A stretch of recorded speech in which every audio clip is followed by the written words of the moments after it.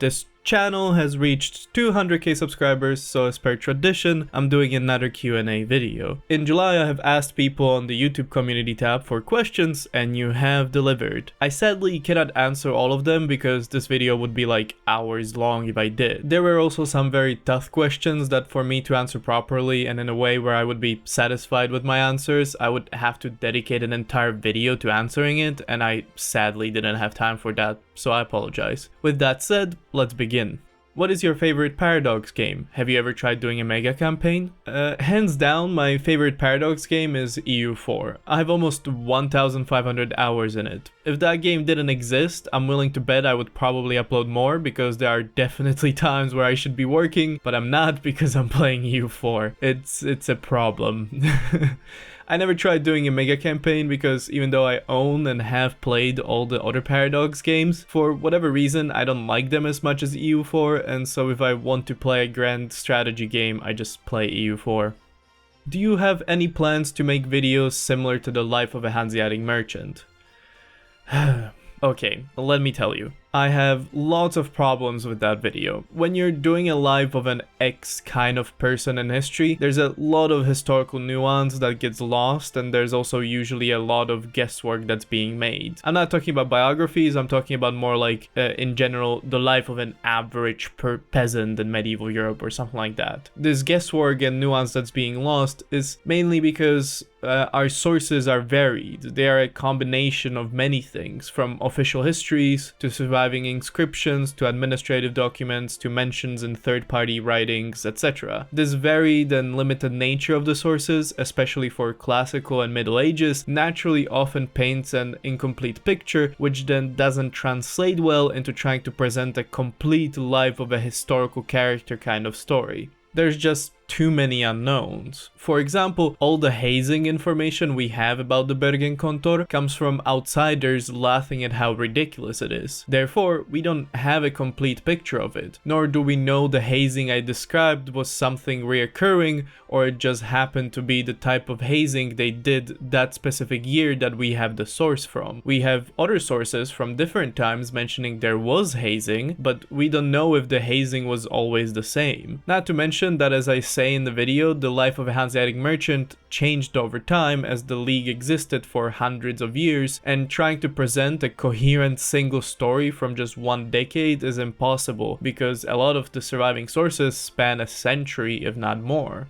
The sources describing the recruitment might have been from 1404, while the surviving administrative documents might have been from 1491, while the hazing source could have been from 1444, etc. A lot can happen in 100 years, and therefore, after I finished that video, I kind of realized that presenting this story of the life of an average 14th century Hanseatic merchant is misleading. Not to mention that even if we find a diary of a Hanseatic merchant from that time, who's to say his story was the quote-unquote average? These kinds of life of an X stories are just often misleading and present a sort of uniformity in past people's lives that just didn't exist. I still publish the video because I think it's good and funny, and I do emphasize the nuances about the fact that a lot of people could have had a very different experience as merchants in the Hanseatic League compared to what I presented, and nothing I said in the video was made up, it's still all in the sources, but doing such a video I think loses the context of the sources and the historical nuance, and therefore I'm reluctant to do another video like that. This doesn't mean you cannot make a good video in this sort of style, but it has to be a topic where we have far more sources surviving, especially personal sources like diaries. So I guess in a long-winded way, my answer is probably not, and if yes, it would be about something far better documented than the life of a Hanseatic merchant. Do you travel much? Are there any notable places you have been to, and what did you think of them?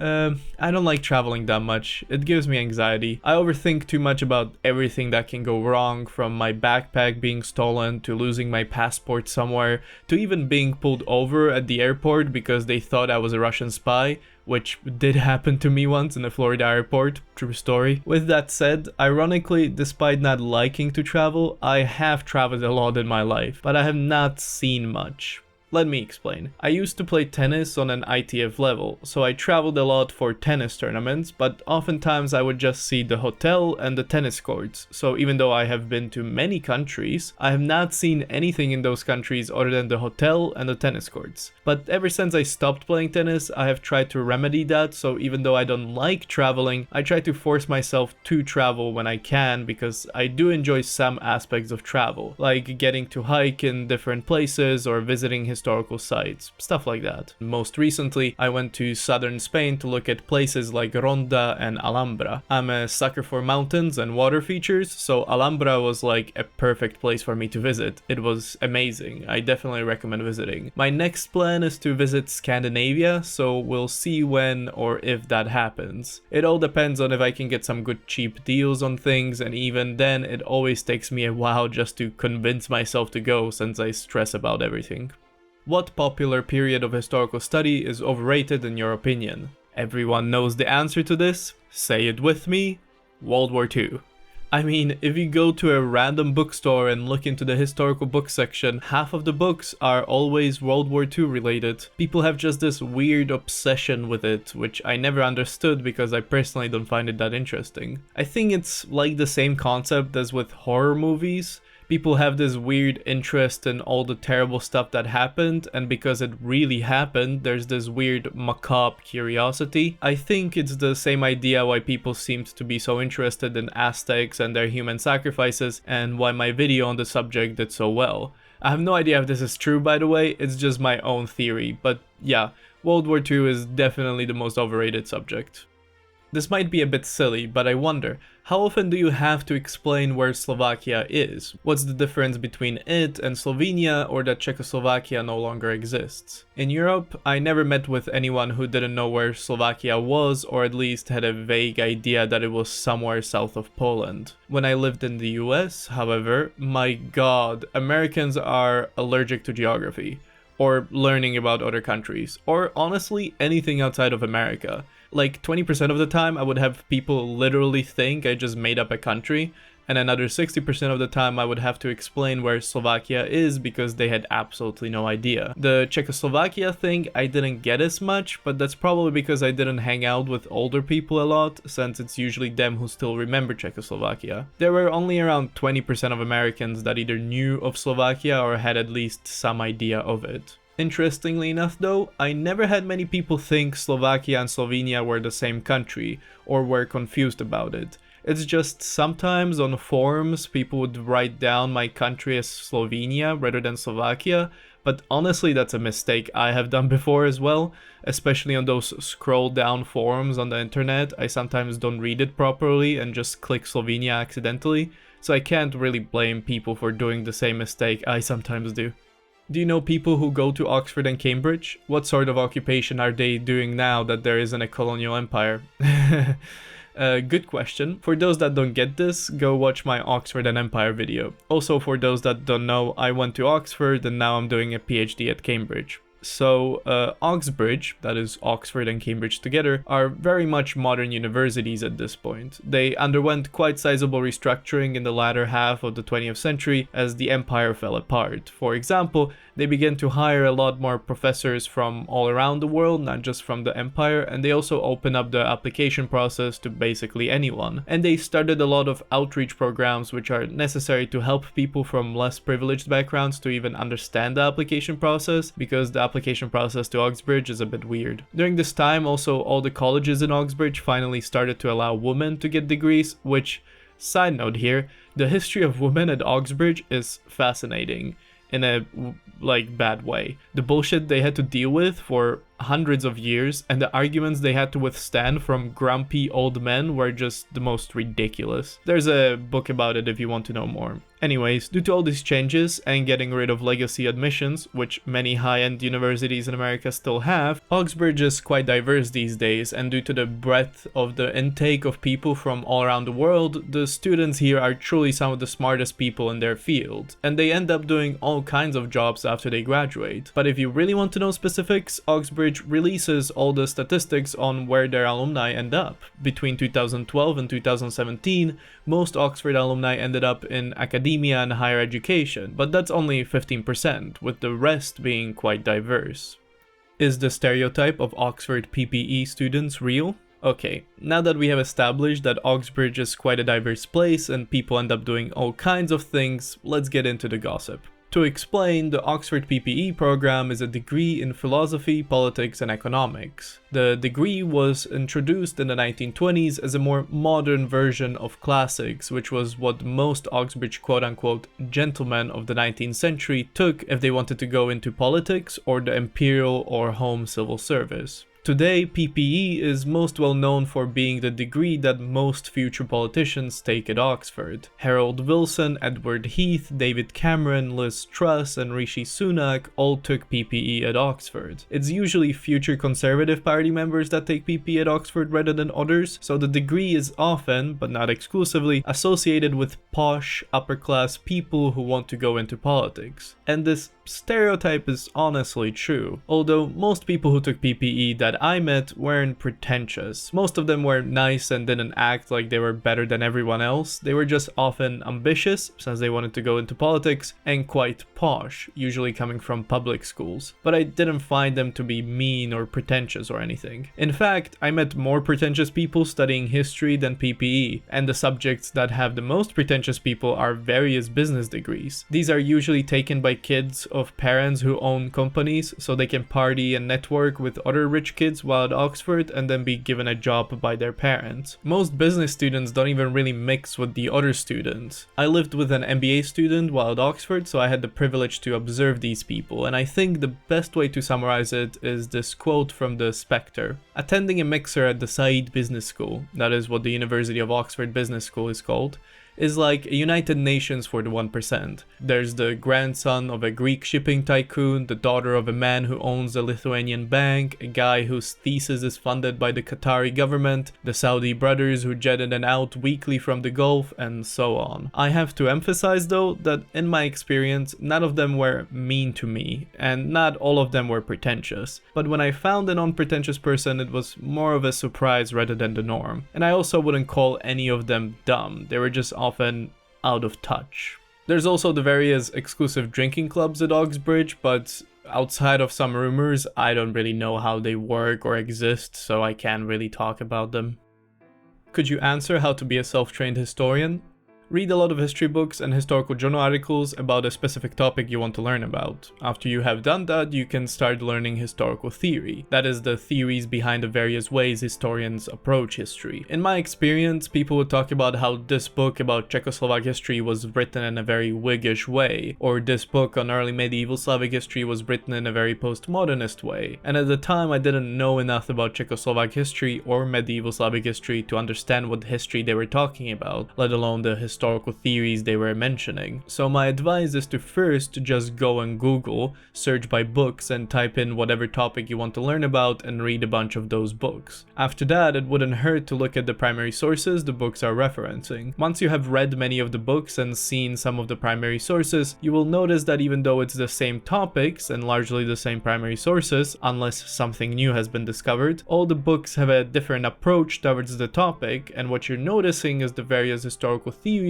that the historians who wrote those books are using to approach the same historical topic. Once you get to that point, you can actually start reading about historical theory by buying and reading the various books on historical theory. And since you already read a lot of history books beforehand, you can understand better what the historical theories actually look like in practice. Of course, this wouldn't really work with niche topics, like there aren't many books on early medieval guilds, for example. So it's better to start with broader, well-documented topics where there are multiple books written in multiple different ways, and then you can go into these niche topics and see like, in this one niche topic, there's only this one book that used this historical approach. So yeah, try doing that. Hopefully that made sense.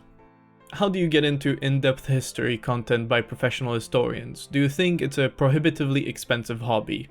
You get into in-depth historical content by reading history books and articles, and getting those books and articles is 100% prohibitively expensive. For example, sources of Slavic pre-Christian religion cost 180 euros. Don't get me wrong, the writers of this book did a lot of work tracking down all the sources, translating them and giving context to them, and it is the best book out there if you want to understand what we know, and more importantly what we don't know about Slavic paganism. But my god, no one with institutional financial support will be able to justify buying this book. And I didn't pick some random book that happens to be expensive. Most history books which aren't pop history books are freaking expensive. The multi-volume set of the Cambridge History of Russia costs £111 if you buy the paperback, and over £300 if you buy the hardcover. Greek historical inscriptions cost £180. Well, now you can get it in paperback for £35, but that's only from 2020. I had to pay £180 for it to get it originally. Journals also aren't any better. A Journal of Slavic Military Studies costs £137 a year.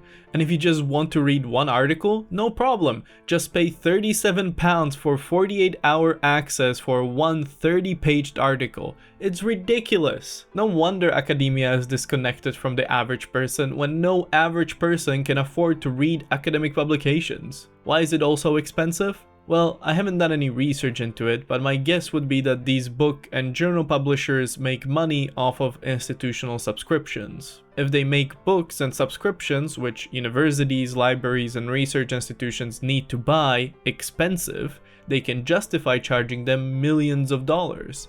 And this is where publishers make money.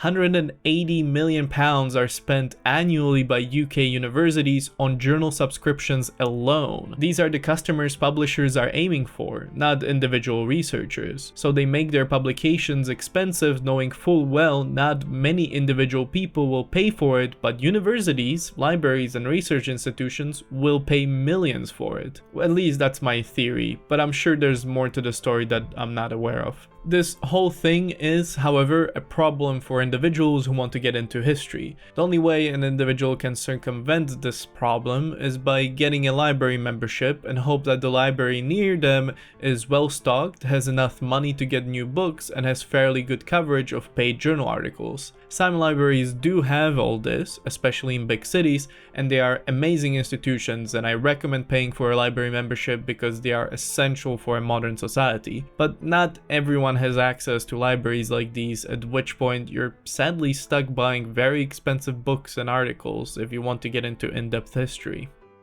Is going for your PhD in history something that you would recommend to someone who is passionate about history and teaching?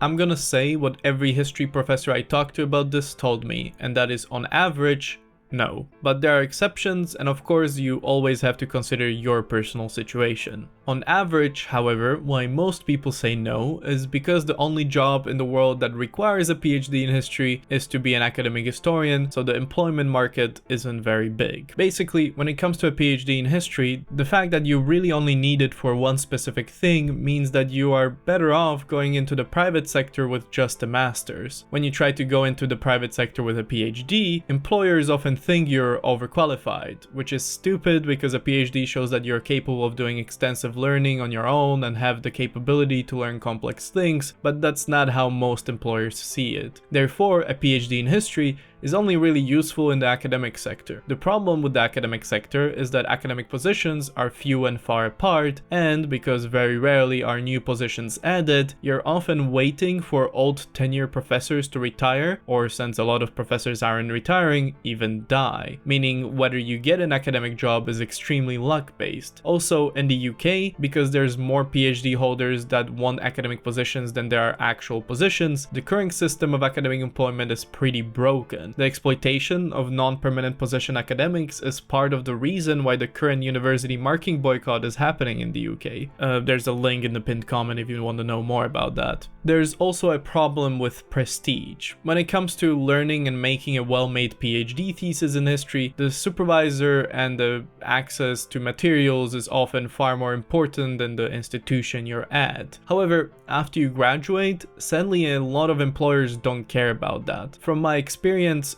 someone with fairly mediocre research and grades who has a doctorate from Oxbridge or an Ivy League university is far more likely to be employed than someone who is smarter but is from a less prestigious university. I even had a friend who did a master's with me at Oxford and who didn't get into a funded doctorate at Oxbridge, but he did get a fully funded PhD offer at the University of Southampton. But even though it was fully funded, he told me it wasn't worth taking it because trying to find employment after finishing a PhD at not so prestigious university will be very hard. And even though he really wanted to do a PhD which continued on his master's research, which was very interesting, he went into the private sector instead because he was convinced that without a PhD from a top UK university, it would be very hard for him to find an academic job afterwards. Of course, this part is all just my experience and what I have seen and heard from people in the sector. I have not done any extensive research into this. It's just from what I've seen, it seems like prestige matters a lot, even though it really shouldn't. Now, all of this is based on money, which, contrary to what some people on the internet or in the government believe, isn't the only driving force for human beings. Of course, in our current economic system, you need money to survive, but there's other factors that play into why someone would want to do a PhD. Doing a PhD in history, I would argue, is very intellectually fulfilling and teaches you a lot of valuable lessons about doing proper research and how to work on things that take years to finish. You also get to learn about new historical knowledge, and if you love history, that is amazing. You're also doing a PhD in history because you're passionate about the subject, and there's many other people that are doing the same thing and that you will meet during your PhD and make lifelong connections with. And from anime, we all know that the power of friendship is the strongest thing in the universe. Jokes aside, the bottom line is this: if you are a very financially driven person, you shouldn't do a PhD in history. If you are in a financially unstable place, you probably shouldn't do a PhD in history. If you, however, manage to secure funding for a PhD, then perhaps consider doing it. If you are very passionate about the subject you will research, also consider doing it. If you manage to get into a prestigious institutions, you should consider doing it. In the end, however, I can't tell you outright whether to do or not to do a PhD in history, but hopefully I have provided some information that can help you make a more educated decision. I have tried being as upfront with what I have learned as I could. I'm not saying what I said is be all and end all. Of course, this all could be conjecture, but this is so far the information I have seen. I'd be interested to hear generally about your experience in academia. What are your thoughts on the current state of history as a discipline? Could you speak to current trends within history as a discipline or academia generally? What do you think of the types of people you run into in academia? Alright, so we shall combine all the things I have said in the previous two responses for this response. I will continue to talk about academic history in the UK because that's what I know the best, so keep in mind, even though there are many similarities between academic departments or academic history in other countries, there are also some differences. First, most academics in the UK are male, 72% to be exact, which is probably still a remnant of the fact that some institutions like Magdalen College at Cambridge only allowed female students in 1988. Also, most institutions hire early career academics based on annual contracts rather than give you a fixed job, which means women don't get paid maternity leave and often just lose their contracts if they have a baby. As one woman put it was very weird going on maternity leave knowing that that was the end of my job. It's truly my dream job, and it was a completely irrational thing, but for a while I resented the baby because I felt like I had been forced to give up a job I love. Also, as we have discussed, getting into history as an individual can be quite expensive, and it's often not recommended for people to do a PhD in history unless they are in a financially stable place. Since full PhD funding for history is very rare, and everyone in academia must have a PhD, this means most academic historians, especially ones in permanent positions, come from a fairly privileged background. As a journalist report by The Economist states, in the UK, due to various reasons, it is far easier to get a permanent academic job if you are rich than if you are poor. Plus, as we already discussed, a lot of early academics are being quite heavily exploited as permanent positions are very limited and often held by older academics. This means that a lot of academic history in the UK is controlled by older, upper middle class men. Quite frankly,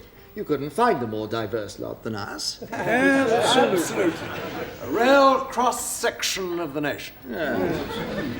The kind of people that don't deal well with change or technology. And I'm not talking about political leanings here. I'm talking solely about history and trying to implement change in the field to keep up with the ever-changing world. A lot of academics I met are set in their ways, hard to convince to work on new and different projects, and usually quite defensive about any kind of change. I cannot blame them for the latter reason. Academic history has always been attacked by a variety of groups, especially governments, that don't like historians who talk about history that paints them in a bad light. Not to mention that funding for history has always been limited, as people and governments often don't find it valuable and so don't fund it as much as the sciences. Therefore, being quite defensive of your job, especially when your source of funding is limited, is expected. Not to mention that a lot of academics are given a lot of work and are forced to publish a lot by universities, so trying to also enact change in that kind of a state isn't very feasible. Therefore, it often is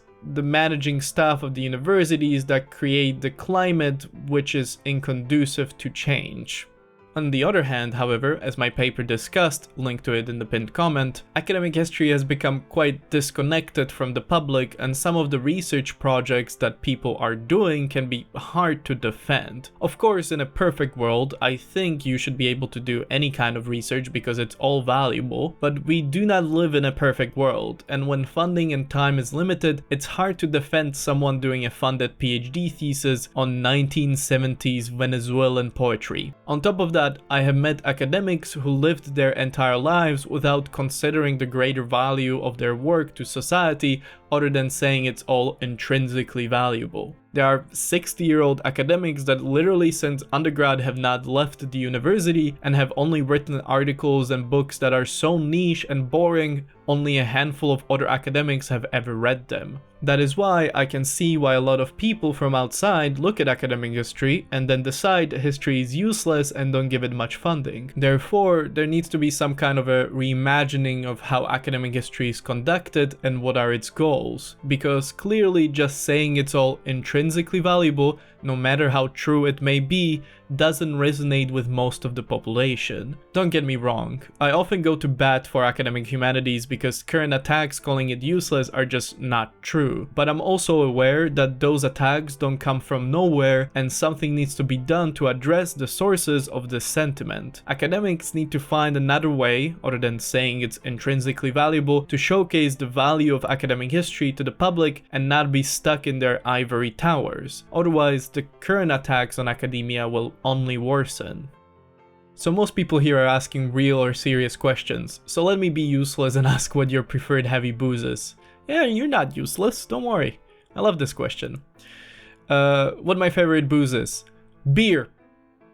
Okay, jokes aside, I don't really drink heavy liquor. I hate all the liquors that are drunk in Slovakia, like Slivovica, Borovička, Pálenka. Oh my god, I'm gonna get the zone, aren't I? Anyways, my drinks of choice are usually beer, ale, or cider. That's about it. I don't even really like wine or champagne. On the rare occasions that I do drink liquor, I just go with a gin and tonic. Budvar or Urquell, or Battle of Slovakia, Bažant or Šariš. Budvar, hands down, like it's not even a competition. And in Slovakia, Bažant. Other than early medieval Eastern Europe, what are your favorite subjects in history? Ah, I see you know my favorite subject is early medieval Eastern Europe. I would argue that it's early medieval Europe in general, not just Eastern Europe, but I do tend to focus on Eastern Europe a lot, so fair enough. Other than that, honestly, depends. It fluctuates quite a bit. Of course, strong candidates are classical Greece and Austria-Hungary. Mexican or Latin American history in general is a strong second. Recently, I also got really into Spanish history since that was the most recent place I traveled to, so yeah, it usually all depends on what I'm doing or reading at the time. What is your favorite historical figure? Honestly, probably Masaryk. Not because he was perfect or without flaws. No one is, and he certainly wasn't. But his life's trajectory is just interesting to me. It's fascinating to me that he taught himself multiple languages as a kid, or the fact that at various points in his life he flirted with Pan-Slavism, Habsburg monarchism, and republicanism, or the fact that as a leader he lived through a very tumultuous time and managed to stay relatively free of controversy.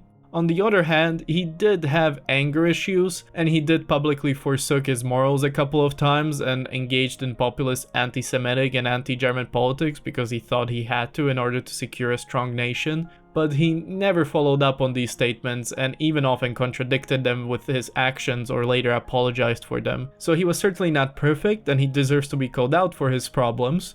But with that said, I think he was an interesting guy, living in an interesting time, doing some interesting things. What's the most politically biased history book you have ever read? Edward Long's 1774 History of Jamaica.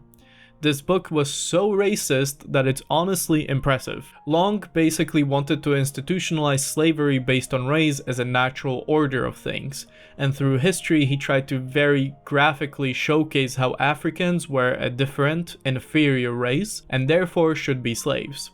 Even for the 18th century, a lot of people at the time were surprised just how racist this book was when it was published. Another really bad book was A History of England by C.R.L. Fletcher, published in 1911, that I quoted in my Oxford and Empire video. The book was quite racist in order to justify the British Empire. What makes that book particularly bad though, is that it was made to be used in primary schools, and in some parts of England it was used in primary schools all the way until 1950s.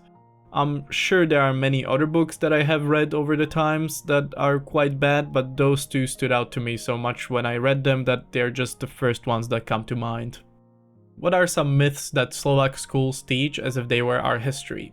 There's a lot of myths they teach. Most notably when it comes to 20th century history, there's a lot of whitewashing happening. But the one thing I hate the most is unsurprisingly connected to medieval history. What I'm going to talk about is a mistake almost every European country does, not just Slovakia, but the question asked about Slovakia, so I will talk about Slovakia.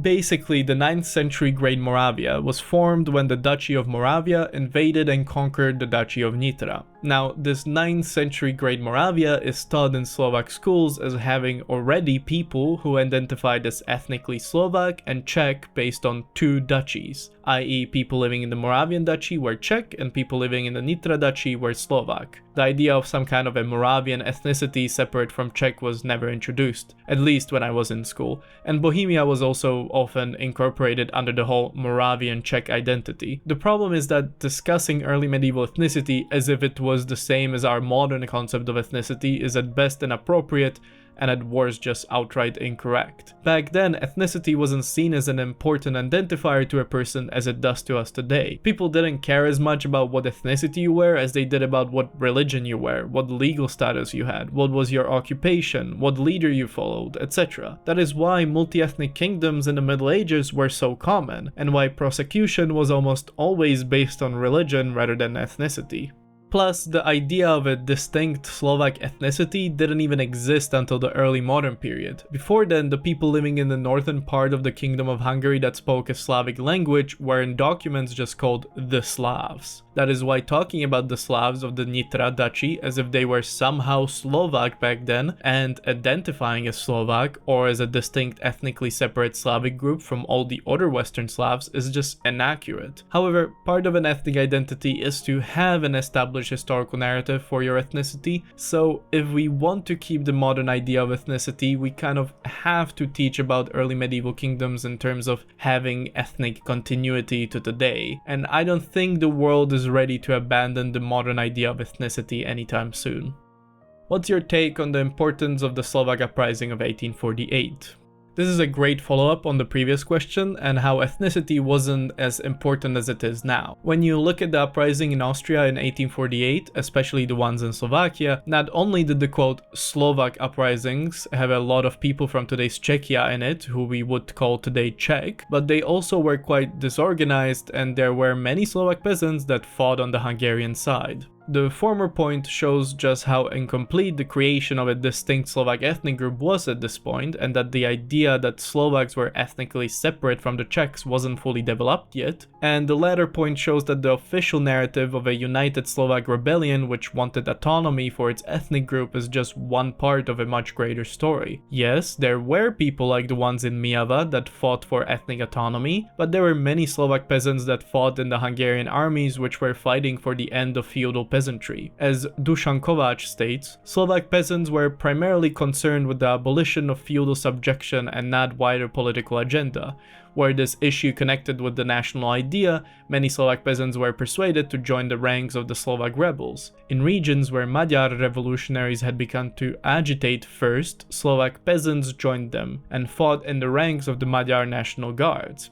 This nuance has been lost in most modern Slovak retellings of the story, and today the 1848 uprising is remembered as ethnic Slovaks fighting for our ethnic autonomy. However, in reality, a lot, although of course not all, Slovak peasants just didn't want to be peasants anymore, and they didn't really care if that was in a Slovak state, a Hungarian state, or an Austrian state. So what's the importance of the uprising? Well, the 1848 uprising directly led to the 1849 land reform in Austria, which ended feudal subjection, so it was very important. It just wasn't important in the way we would today in Slovakia think it was. What is your opinion on ancient Greek civilization and their influence on the world?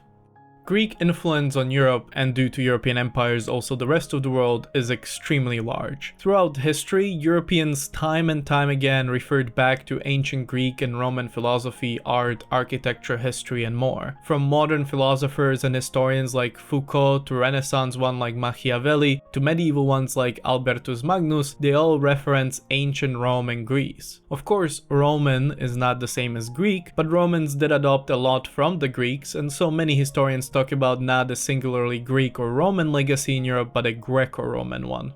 Why have, however, Europeans been so obsessed with Greco-Roman ideas, heritage, and more? Why do we still build classical-style buildings, still reference Plato and Herodotus, make plays, movies, and video games about Greek mythology and more?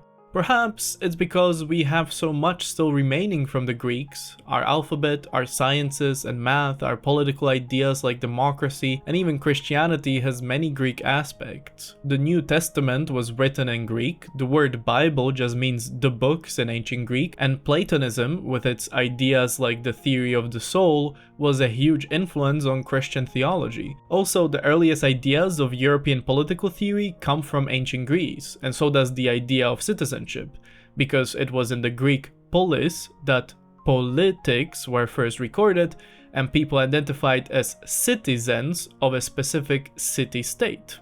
Of course, Europeans and also the ancient Greeks and Romans didn't develop all this in a vacuum, and there were influences from Egypt, Persia, India, etc. But it was the Greeks and Romans, not others, that specifically influenced our corner of the world the most, and so it's their philosophy, art, architecture, science, math, etc. that are still present today in much of our language, politics, science, and more. With that said, this influence also includes bad ideas, like the Greco-Roman idea of a very strong patriarchy, which is something we still are trying to shake to this day. However, because there still is so much in our modern European world that can be traced back to the Greeks and Romans, it perhaps should not be surprising that we still refer back to them so much. If you want to know more about this topic, there's a good book on the subject called The Legacy of Greece: A New Appraisal.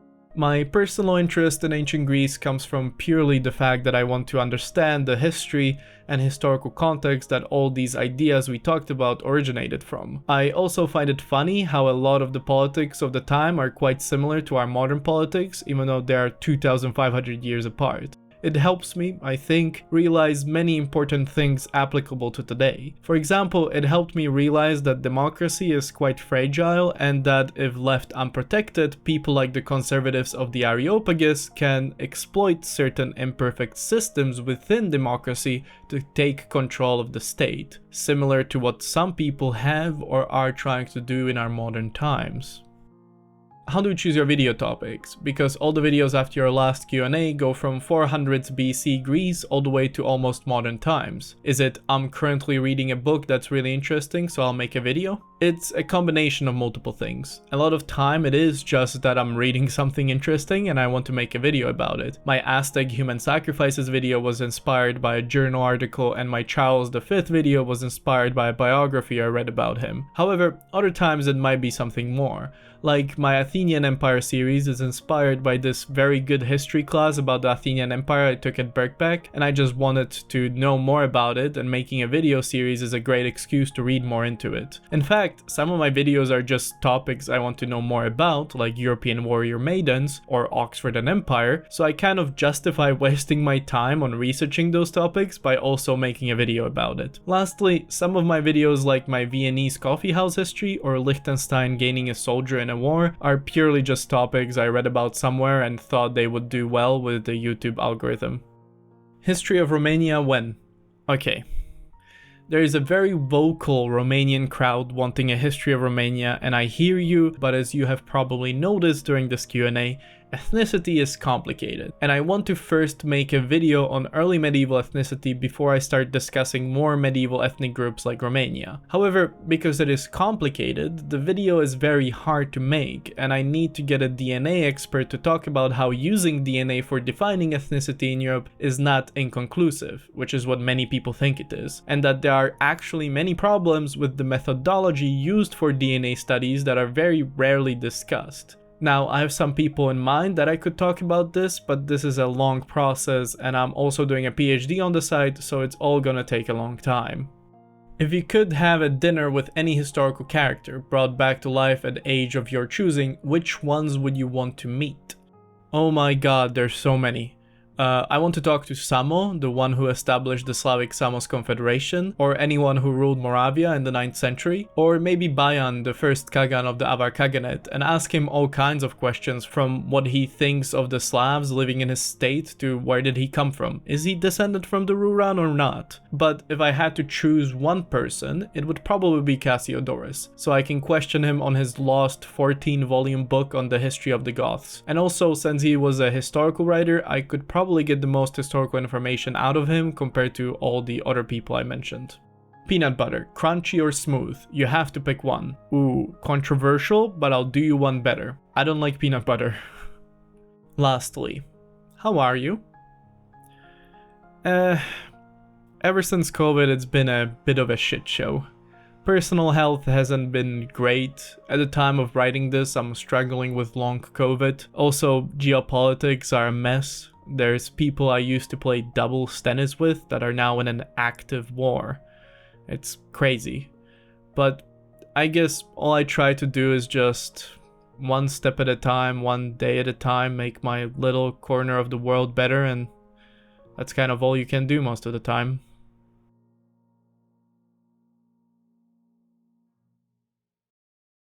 Thank you so much for watching my Q&A. Hopefully some of it was helpful and interesting. If you like what I do, please consider supporting me on Patreon, because honestly, without Patreon support, I wouldn't be able to do what I do right now. Therefore, I would also like to give special thanks to all my patrons, as now that I'm starting a PhD, which isn't fully funded, the financial support is tremendously appreciated and very helpful. As always, special thanks to my deity tier patrons, Rohan, Crafty Criminalist, Brian Lafata, and Nick Jaspers.